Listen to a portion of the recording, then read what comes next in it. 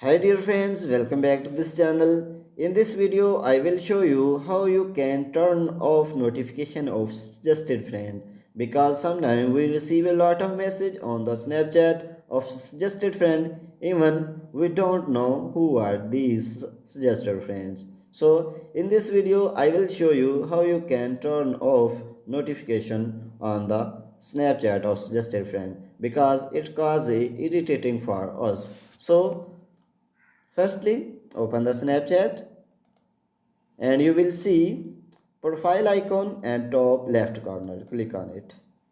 And then you will see setting options at top right corner. Click on it. And then you will see setting options.